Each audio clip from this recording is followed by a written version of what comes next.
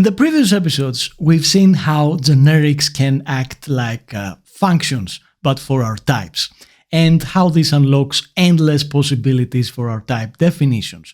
What if I tell you that we can also have something that acts as an if statement, but for our types? In this episode of Too Long to Read TypeScript, we will be exploring conditional types. We will rediscover the extends keyword, and we will talk about generic constraints, and then we will see how we can use something that looks a lot like a ternary operator, but we can use it to create conditionals for our types. Stay until the end to discover practical examples on where to use a conditional type. This is one of my most favorite TypeScript features, and I can't wait to start coding for you guys, so let's get into it.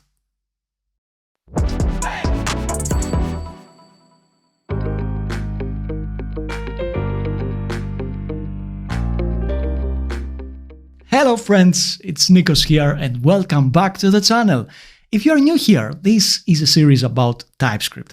Every week we are exploring a feature of the language with practical examples and real-life scenarios. So if all this concept sounds Greek to you, then you can watch this series from the beginning, because my goal is to convert you to a TypeScript expert. Today we are going to talk about conditional types.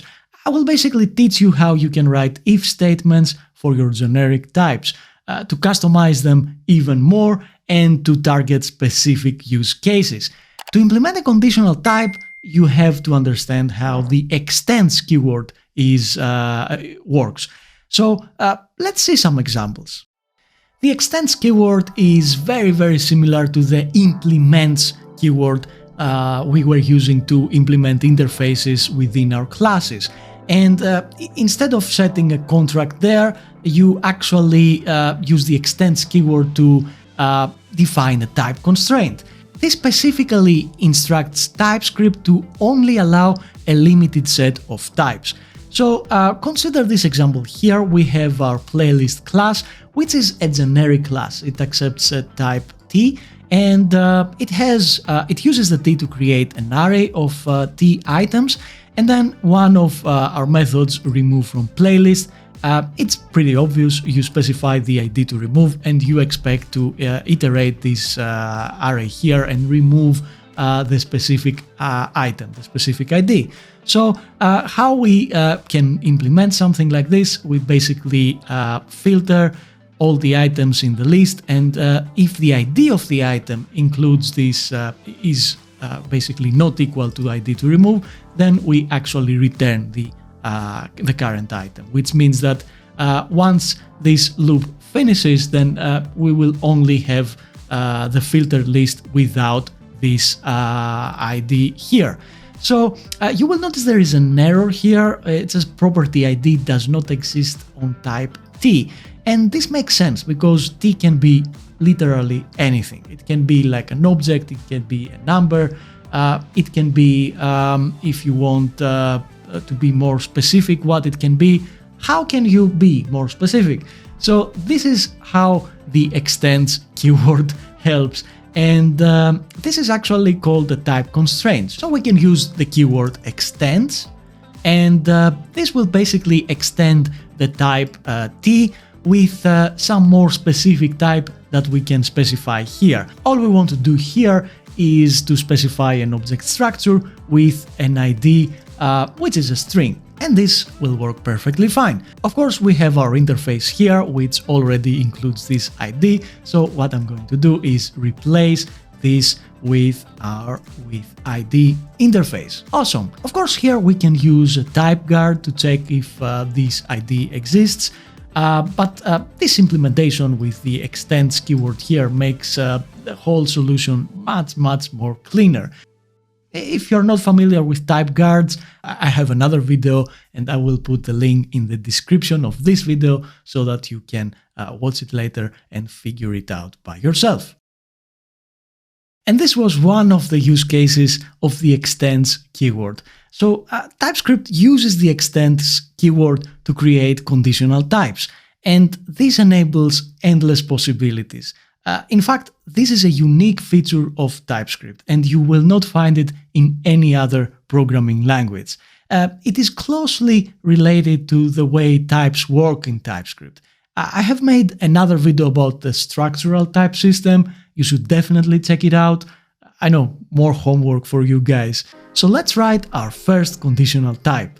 The syntax is actually very simple. It looks a lot like a ternary operator. So normally you have a condition here, and this condition can be if A equals B, for example, and then you can use the ternary operator to specify the truthy value and the falsy one.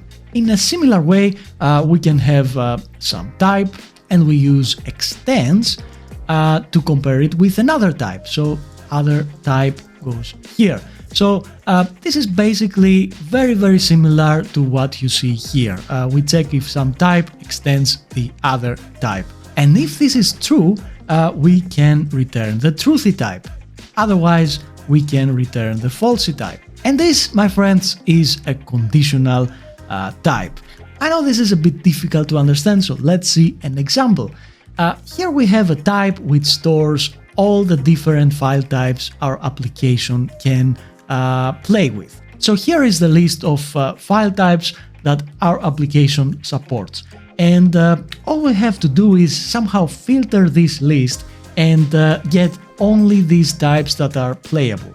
So if I have to check these types here, I would say the first two are playable. So you can play an MP3, but you can definitely not play a PDF. So what we can do here is create a type, filter media file types, which will be a generic type. So this will accept T, and this will be a conditional type. So we want to check if T extends, if it's equal to the list of playable types. So we can have a union here, MP3 or MP4. If this is truthy, all we have to do is return the type. Otherwise, we will do something strange here. We will return never.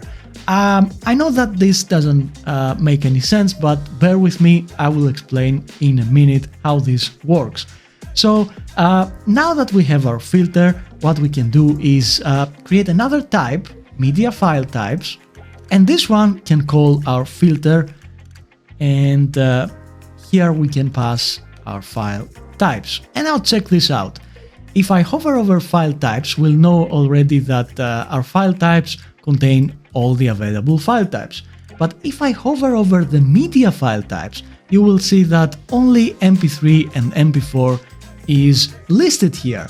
And yeah, this is absolutely amazing. So now we can use a newly created type to create a media file variable and assign the media file types.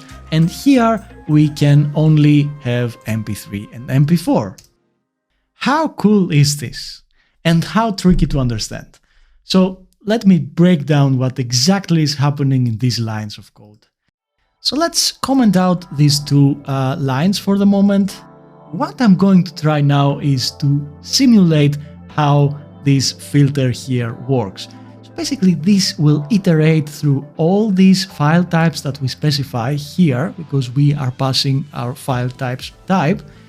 So let's copy all these in our media file types, and then for each one of them it will try to apply this conditional type. So let me try to simulate this for you.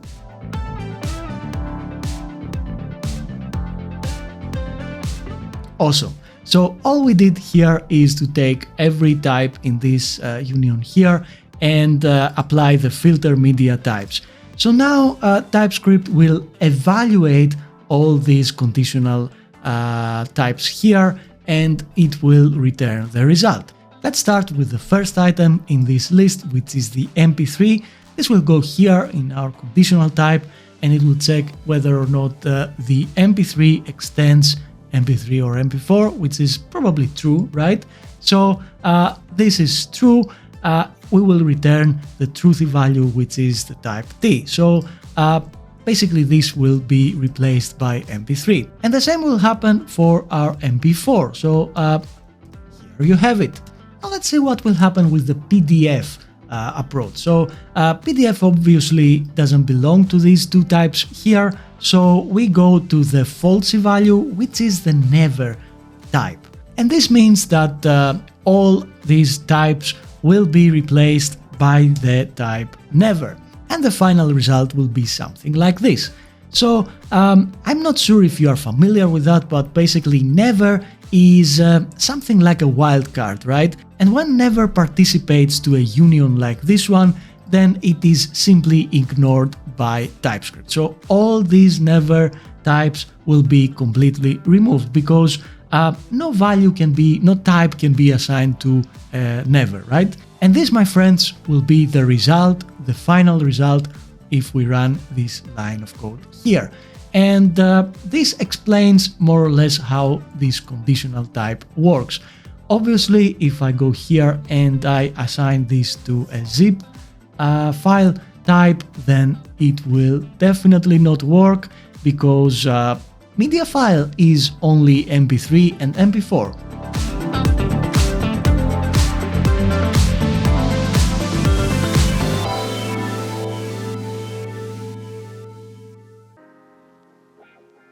This was a very dummy example just to illustrate how conditional types work. Now let's examine a more real-life example that you may find in production code. In a real music player app, you have to deal with various file types. So here what we have is again the same file types, the list of the file extensions that we've seen before, but we have 4 different type of files that we want to use in our application. So for example, if this is a music player application like Spotify, for example, here we will have a song which will have a file name, the type of course will be MP3, and a function play. More or less, video clip will be similar with the extension MP4, and then we will have some cover art which will be PNG, and we also have a receipt which has the type PDF, and we can download it. So what we want to achieve now is to create a function play, and this function will be basically accepting only these file types that are playable, so only these objects here that can actually be played. And basically we can do that by checking if they contain the play method. So now you will ask me how the hell we can do something like this, and this is basically very easy by using a conditional type. You see that all these types here have no relation whatsoever, so they are different types from different places, maybe different development teams have been working on these files. We don't really care. How can we potentially find that this play method here is playable or not? How can we define a rule and share across all these development teams? The answer is by using a conditional type, and that's exactly what we are going to write right away. The first step is to create a type that combines all these types together. So we can have a type, for example, player file, and here I will combine all the types that you see above. So we have song, video clip, cover art, and receipt. Awesome. Now the next step is to write our conditional, and this will be called playable, and it will accept the type T, and here we check if the type T extends. Now here's the tricky one. What we want to achieve, as we said before, is if this play method exists. And to do that, we can use this object literals here, and the play is a void function. Now, if this is true, then we return the type. Otherwise, as we've seen before, we return never. So now let's go ahead and implement our play function. This will accept a file which will be any player file, but we don't want all the player files here, we only want the playable ones. So here we can use the playable generic conditional type to filter out the file types that are not playable. And let's implement this function. For now, we can console log something, and we can actually call the play method of file. Now check what will happen if I hover over file. You see immediately that TypeScript was smart enough, it went through all the file player types, and then it returned the ones that contain the play method. How cool is that? I mean, it's amazing. And now we can test if this works. I can paste here two different files. One is a song, and the other one is a receipt. And let's try to play the song. Perfect, no errors whatsoever. And now let's try to play the receipt. And of course, our receipt is not assignable to a song or video clip because it doesn't contain the play method. And this, my friends, summarizes this example. Let's review what we've done here. So basically, we have a list of file types. This is like an enum, right? But we use a type alias to define the enum. And then we use 4 different type aliases. Each of them has an object structure. So these can be your models in your application. And then all I have to do is combine all these in one bigger, let's say, type that contains all of them, and create my playable conditional type, which is basically a generic type which checks if a type contains the play method. And we use this conditional type to filter out the playable player files in our play function. And of course, this will result these 2 types here. How great this example is. I mean, without interconnecting all these types, without having like parent classes or interfaces, without basically writing any code to produce this specific type here, we were able to filter out which models are playable. And imagine how cool this feature can be. What a nice feeling of having a programming language that works for you. At the end, that's the reason we invented them, right? And this, my friends, was how to create conditional types and how to apply it in a real-life example. So to sum up, conditional types allow you to write if-else statements for your types. And this reduces code duplication, having to declare all these dependencies and define how the different objects and types are interconnected. So less boilerplate for you. It also allows you to create types out of nowhere by filtering existing types.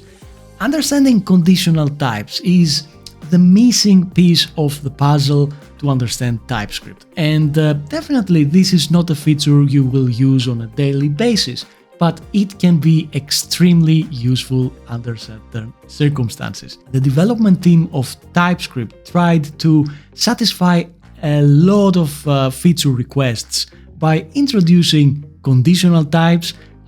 Basically, they allow all the TypeScript developers to write all these features by themselves, because conditional types also helps you to write more sophisticated reusable utility types.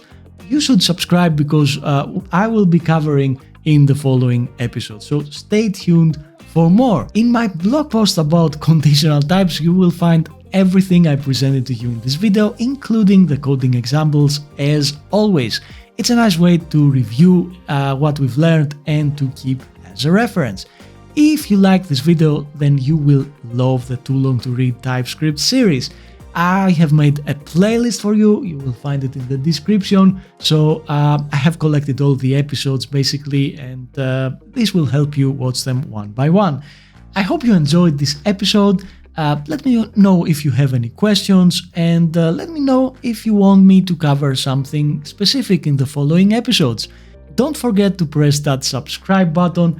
It will help me to grow this channel and to provide you with more useful content in the future. I wish you to have a creative day and see you in the next one.